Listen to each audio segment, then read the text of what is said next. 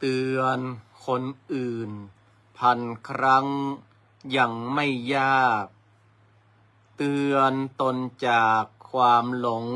จึงสร้างผลผู้ชนะศัตรูได้ยังไม่ทนเท่าชนะใจตนพ้นภัยเอ่ยขอเจริญปอนเจริญโชคเจริญชัยเจริญมั่งเจริญมี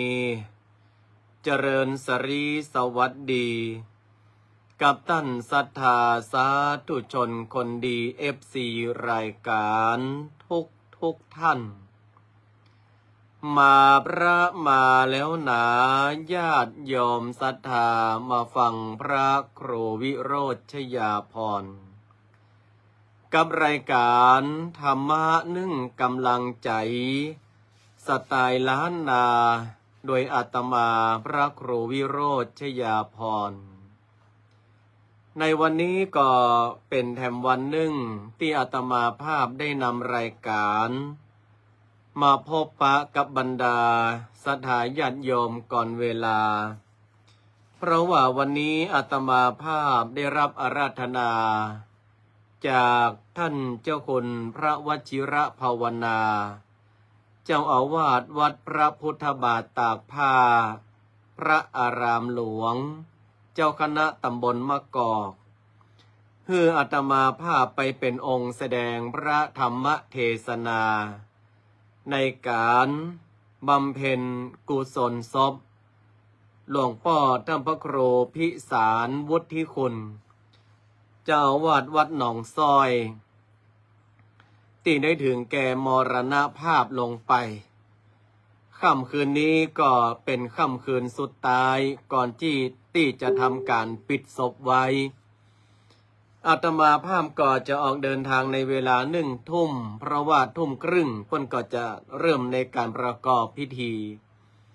วัดหนองซ้อยอยู่ตังใดก็คือเข้าไปตังวัดพระพุทธบาทตากผ้าเลยไปแถมน้อยก็จะเป็นวัดหนองซ้อยอาตมาภาพก็เลยต้องเอารายการมาพบปะอูจากับบรรดาศรัทธาญาติโยมกันก่อนเวลาวันนี้บ่ได้มีโอกาสแจ้งล่วงหน้าหลายๆคนก็อาศัยการแจ้งเตือนเนาะก็ต้องขอศรัทธาญาติโยมได้ช่วยแชร์รายการคุณโยมสุดารัตน์ก็แชร์รายการเนอะคุณโยมพัทรชนันท์แอร์แมคโครวันนั้นหันไปปะตีวัดสรีบุญกรรมแม่นก่อว่าจะตักแล้วอาตมาภาพนั่งอยู่ในจอกปุ่นก็เลยบ่มีโอกาสได้ทักทาย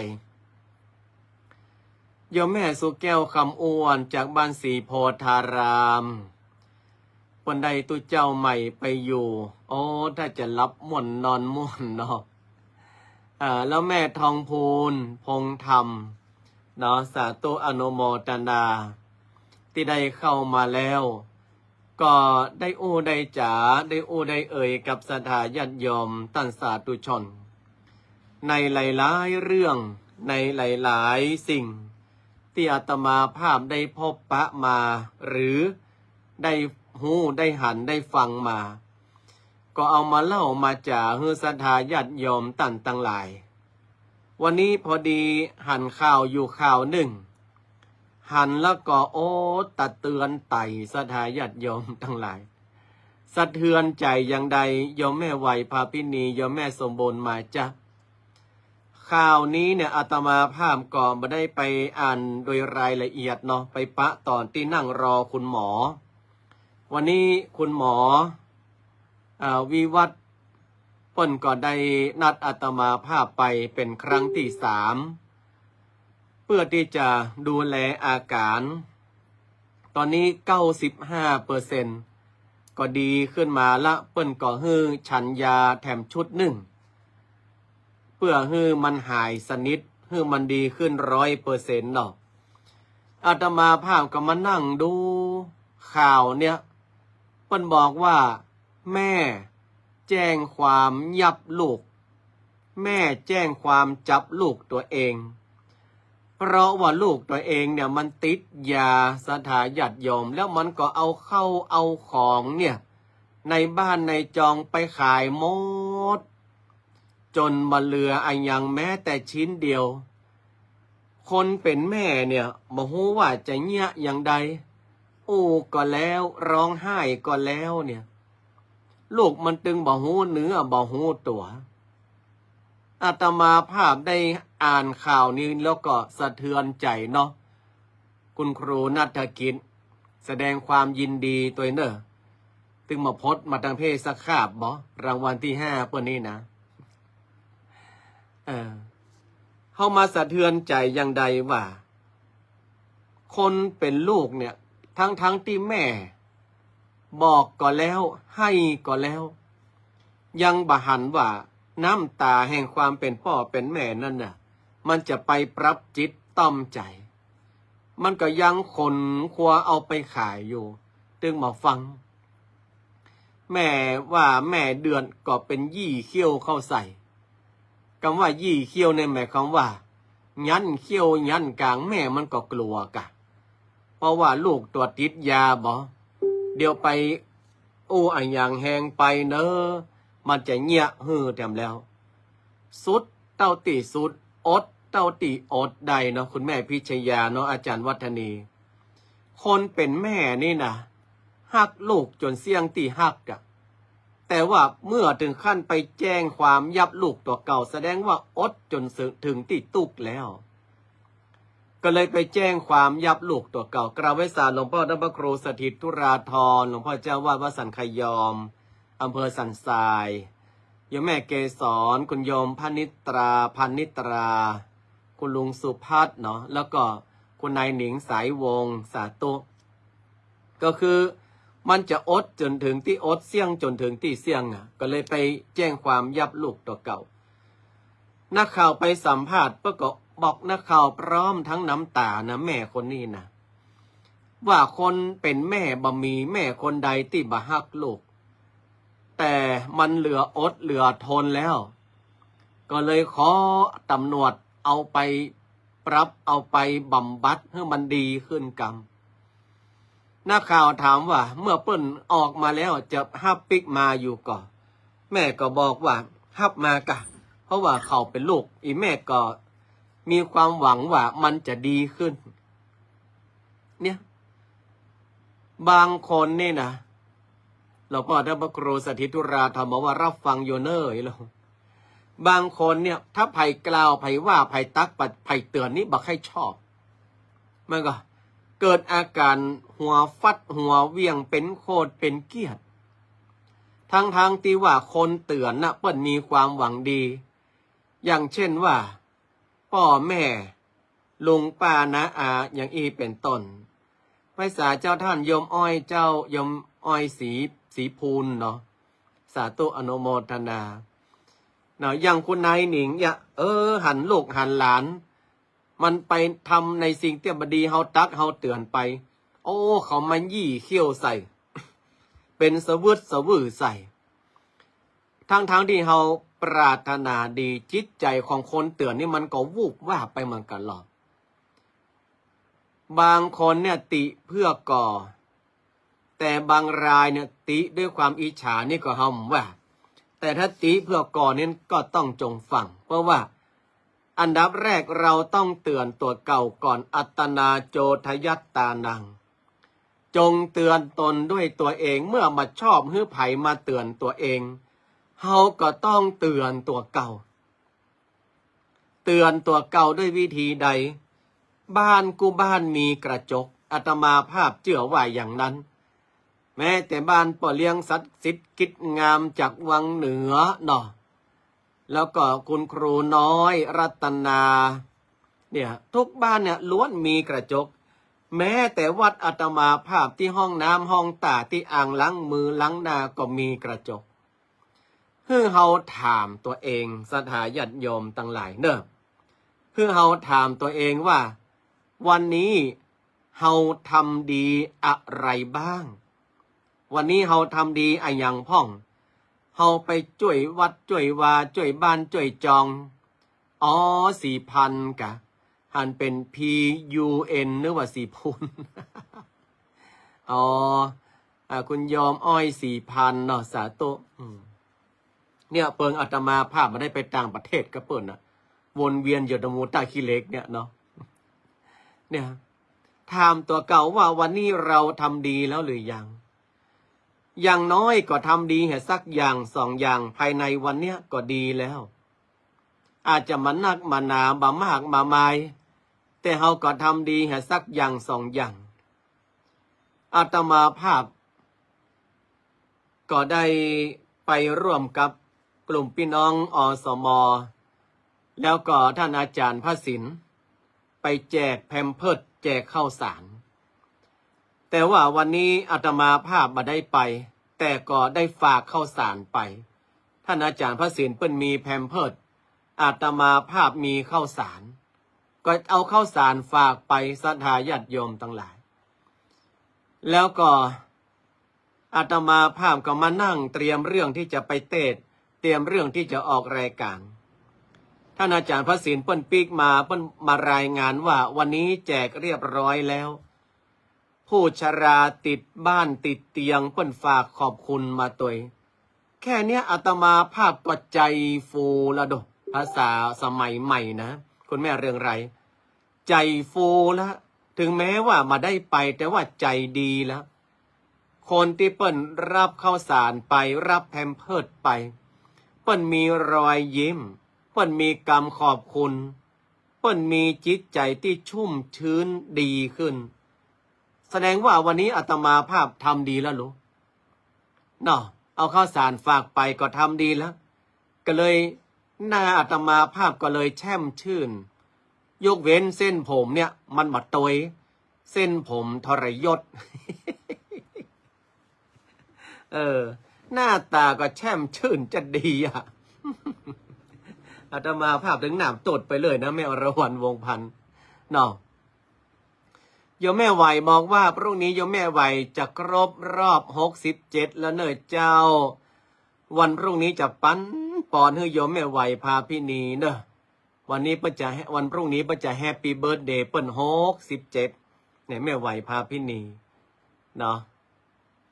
ดังนั้นอันดับแรกถามตัวเก่าว่าวันนี้เราทำดีอะไรบ้าง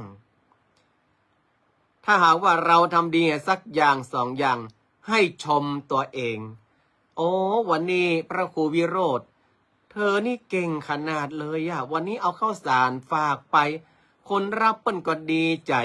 คนให้ก็ใจดีนี่โอ้มันก็จะทำให้เฮานั้นมีความสุขได้แล้วถามตัวเก่าแถมว่าวันนี้เฮาโคดไผ่ไปแล้วกี่เตื้อ ศรัทธาญาติโยมเฮาโคดไผ่ไปแล้วกี่คนเฮาโคดคนไปแล้วกี่ครั้งวันนี้แม่อรวรรณวงศ์พันธ์โคดไผ่ไปแล้วหรือยังคุณโยมซ่อนกลิ่นนันทากาศถ้าวันนี้เฮายังบ่ได้โคดไผ่เตื้อดีละวันนี้เฮาบ่ได้เป็นมะเร็งในอารมณ์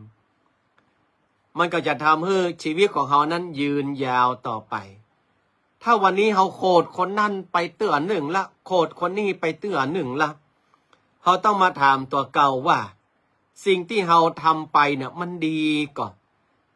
เฮาพินิจพิจารณาแล้วหรือยังแล้วเฮาไปโคดเปิ้นหรือว่าเฮาเพียงแค่ฟังมาแล้วไปโคดเปิ้นเอามาเกิดใจได้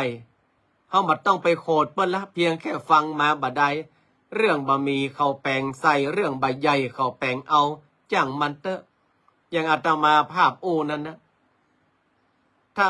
อยู่ด้วยความขี้โคดก็เหมือนเอาไฟมาสุมอกปวดใจดังไฟสุมสวงถ้าลวงอกฉันเนี่ยถ้าหากว่าเฮาบ่ได้โคดภายในวันนี้ดีแล้วชมตัวเก่าเลยโอ้พระครูวิโรธวันนี้เธอบ่ได้โคดเนนบ่ได้ด่าเนนเนอะโอ้ดีแล้วนี่เฮาก็ไม่ได้เป็นมะเร็งในอารมณ์นะแม่ก็คุณโยมมานิดเรือนแก้วต่อมาก็ถามตัวเก่าแถมว่า เฮาได้สร้างความตุกใจให้ไผ่หรือเปล่าในวันเนี้ยสิ่งที่อาตมาภาพปาศรัทธาญาติโยมอูจาหรือว่าปาศรัทธาญาติโยมได้ถามตัวเก่าเนี่ยเพื่อที่จะเตือนตัวเก่าว่าวันนี้เฮาทำดีแล้วหรือยังวันนี้เฮาโคดไผ่ก่อโดยมาได้สืบส่วนไต่ถามความจริงวันนี้เฮาได้ไปช่วยเหลือไผ่พ่องวันนี้เฮาหันรอยยิ้มของคนมาแล้วกี่คนแม้ก็วันนี้เฮาได้รับคำขอบคุณวันนี้เฮาได้รับน้ำใจไมตรีจากคนมาแล้วกี่คนถ้าเฮาเตือนตัวเก่าอย่างเนี้ยเปิ้นบอกว่าเหมือนกระจกสอนใจว่าคนเรานั้นเนี่ยก่อนจะเตือนผู้อื่นให้ชื่นจิตควรพินิจตนเองก่อนเสมอหากเห็นโทษของตนที่พลั้งเผลอใจย่อมเจอทางธรรมนำชีวีคนรู้เตือนตนเองเก่งยิ่งนักรู้ห้ามหักกิเลสเหตุหมองสีรู้แก้ไขความผิดทุกนาทีย่อมเป็นผู้มากมีซึ่งความเจริญแล้วก็มาต้องให้ไผมาเตือนเฮาเพราะว่าอย่างเฮาบ่ชอบเปิ้นมาเตือนก็เป็นหน้าแข่งใส่เมื่อรู้ว่าเฮามาชอบให้ไผมาเตือนเฮาก็ต้องเตือนตัวเก่าเนาะคุณยมอ้อย 4,000 เนาะเฮาก็ต้องเตือนตัวเก่าอย่างที่ว่านั้นนะเตือนตัวเก่าให้รู้จักตัวเก่าถ้าตัวเราไม่รู้จักตัวเราแสดงว่าเฮานั้นเนี่ยอยู่ด้วยความประมาทละฉะนั้นเฮาต้องเตือนตัวเองวันนี้เฮาจะทำดีอย่างใดวันนี้เฮาจะดำรงชีวิตอย่างใดถ้าคนรู้จักตัวเก่าเตือนตัวเก่าได้จะบ่มีความทุกข์เลยจะอยู่ในสถานการณ์ใดก็มีความสุขหมดมาว่าจะฮ้อนก็มีความสุขจะหนาวก็มีความสุขหรือว่าฝนจะตกก็มีความสุขแต่หลายๆคนเนี่ยฮ้อนก็จมฝนตกก็จมหนาวก็จมหำหาดหึมเหอะหึมเฮอก็จมก็บ่ฮู้จะยะใดแล้วโยมทันพิมลบอกว่าวันนี้ก็ได้ทำดีเหมือนกันเจ้าได้เอาข้าวสารแล้วก็เอาเงินให้แม่รู้สึกว่ามีความสุขขนาดเลยเจ้าเนี่ยอันนี้ต้องชมเชยนะต้องชมคุณโยมทันพิมลว่าสุดยอดแล้วดีแล้วเนี่ยอาตมาภาพก็ว่าจะหาเวลาไปหาโยมป่อโยมแม่ก็มาได้เดือนนี้ย่ำได้ไปหาเปิ้นเตอก็ด้วยภาระหน้าที่ในการสอนหนังสือแต่ก็จะหาเวลาไปฉะนั้นเมื่อเราเกิดไปหารอยยิ้มของแม่เนาะคุณโยมดันพิมลเนาะคุณโยมดันพิมลเอาไปให้เปิ้นก็มีรอยยิ้มเหรอจะ100 บาท200 บาท300 บาทเปิ้นก็มีรอยยิ้มแต่รอยยิ้มน่ะไม่ใช่ว่ารอยยิ้มแค่ได้สตังค์นะเป็นรอยยิ้มที่ว่าโอ้ลูกหลานเปิ้นยังบ่ลืมยังมาหาอีแม่ยังมาดูแลอีแม่อยู่นี่ต่างหากคือที่เปิ้นยิ้มคือ20 บาทเปิ้นก็ยิ้ม10 บาทเปิ้นก็ยิ้มเพราะว่าเปิ้นไม่ได้มองที่คุณค่าของเงินเปิ้นมองที่ความรักความดูแลที่เฮาเอาใจใส่เปิ้นหลายๆคนที่เคยเลี้ยงพ่อเลี้ยงแม่มาก็จะหูดีสถาญาติโยมทั้งหลายเวลาอาตมาภาพปิกไปบ้านหันโยมพ่อโยมแม่เปิ้นยิ้มถึงแม้ว่าโยมพ่ออาตมาภาพนี่เขี้ยวจะโบกมือบายบายไปหลายซี่แล้วก็ตามเถอะแต่เปิ้นก็ยิ้มอย่างมีความสุขอันเนี้ยอาตมาภาพหันอย่างน้อยเฮาก็ไปฮื้อเปิ้นหันหน้าหันตาเนาะเนี้ยเฮาก็ทำดีอย่างเนี้ยสถาญาติโยมตนเตือนตนฮื้อดีที่สุดบ่ต้องไปฮื้อไผมาเตือนเฮาเพราะว่าคนอื่นเตือนเฮาบ่ชอบเฮาก็ต้องเตือนตัวเก่านั่นแหละการเตือนตนแสดงว่าเรารู้จักตัวเองมันมีคำว่าอ่านตัวเองออกบอกตัวเองได้ใช้ตัวเองเป็นอันนี้แหละคือประโยชน์ของการเตือนตนอ่านตัวเก่าออกว่าเฮาเป็นไผ เฮาควรจะทำอย่างไร ใช้ตัวเองเป็นอ่านตัวเองออกบอกตัวเองได้ ว่าเฮาควรทำสิ่งนั้นสิ่งนี้ แล้วก็ใช้ตัวเองเป็น ว่าเฮาควรจะเป็นอย่างนั้นอย่างนี้แล้วมันจะมีความสุข แต่ถ้าว่า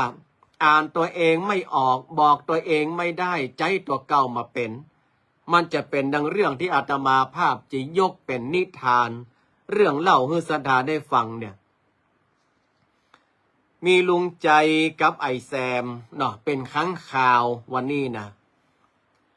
ก็มาอู้กันในถ้ำก่อนที่จะออกไปหากินเนี่ยลุงใจอู้ทับอู้ถมไอแซมก่อนหรอเอาแถมไอแถมไอยังลุง กูก็ว่ามึงรับมาตื่นตัวอีกแถมเอาปีกหุ้มแน่นแต่พออยากเข้าต้มโกยก่อน โหลุง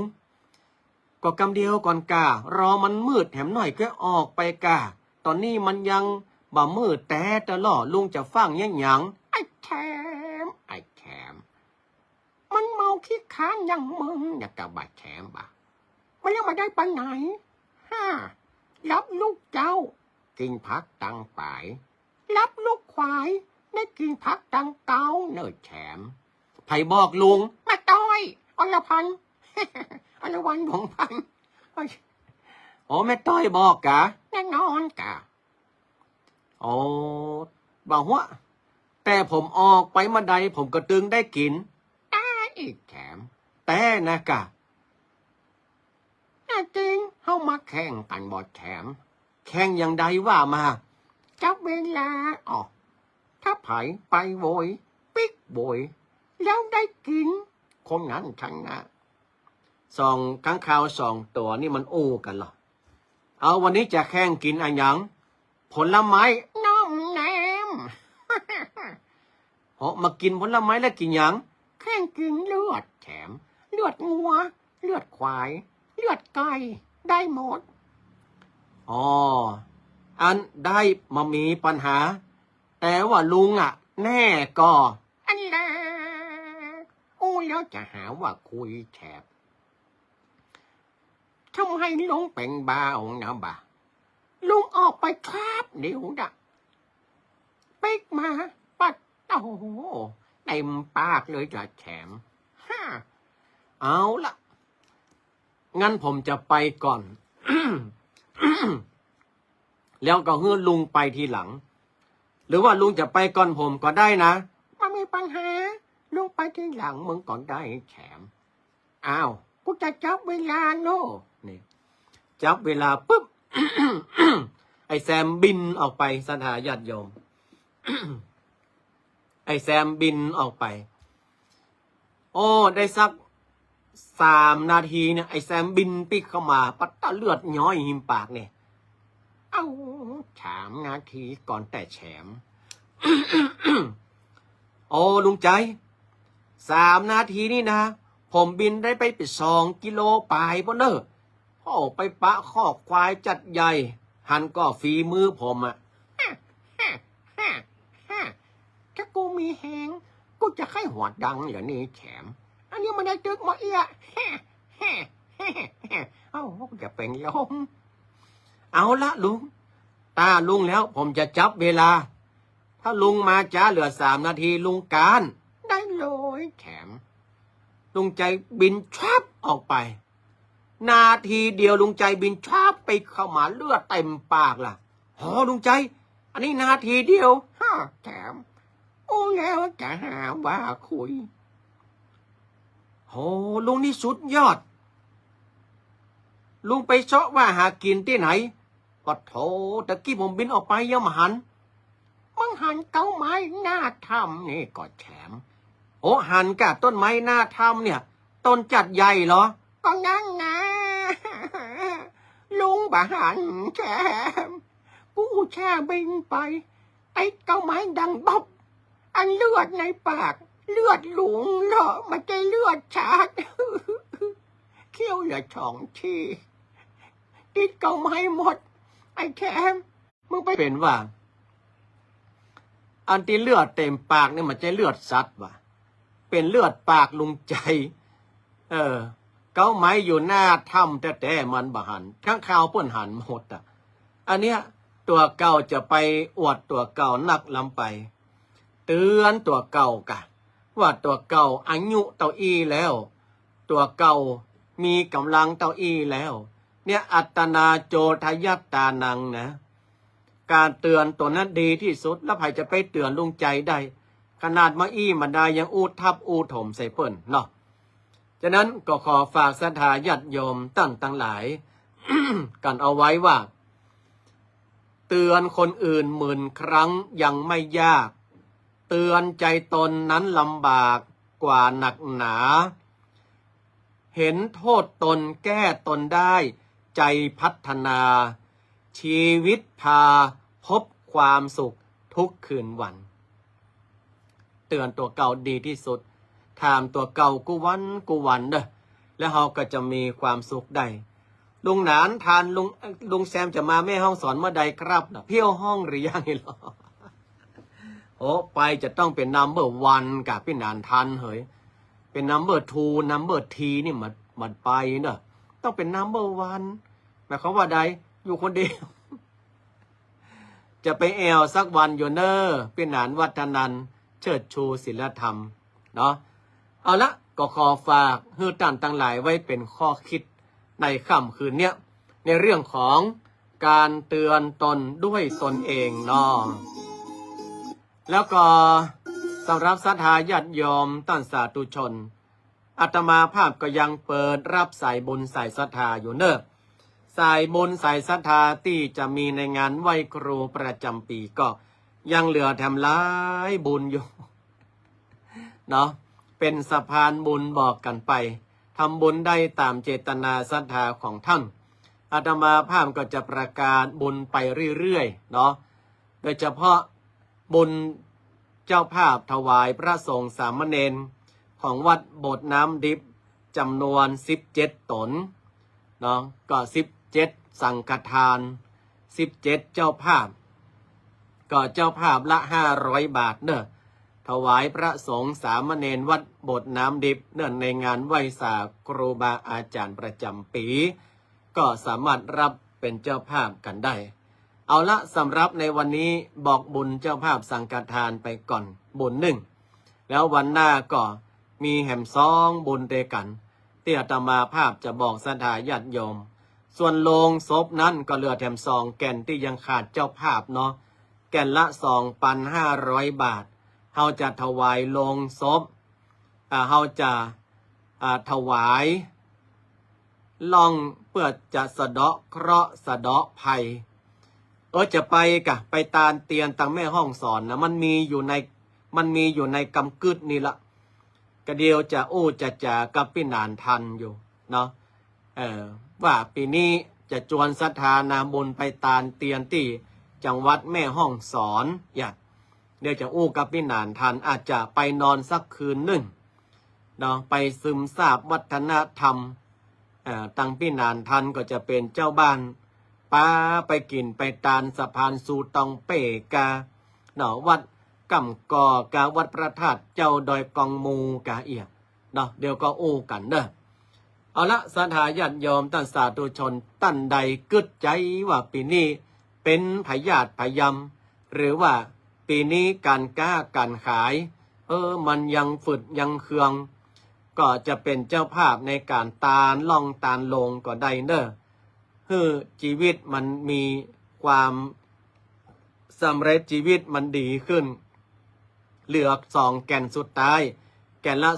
2,500 บาทเนาะหรือท่านใดจะเป็นเจ้าภาพปัจจัยถวายพระสงฆ์สามเณร17 ตนก็ตนละ500 บาทแจ้งความประสงค์ได้สำหรับวันนี้อาตมาภาพขอนำรายการกันไปก่อนนอกเดี๋ยวจะไปเตรียมเนื้อเตรียมตั๋วจะไปแสดงพระธรรมเทศนาแล้วเรามาปะกันใหม่ในวันพรุ่งนี้ปะกันเวลาปกติเด้อสำหรับในวันนี้ขอนำรายการจากลากันไปก่อน111บุญรักษา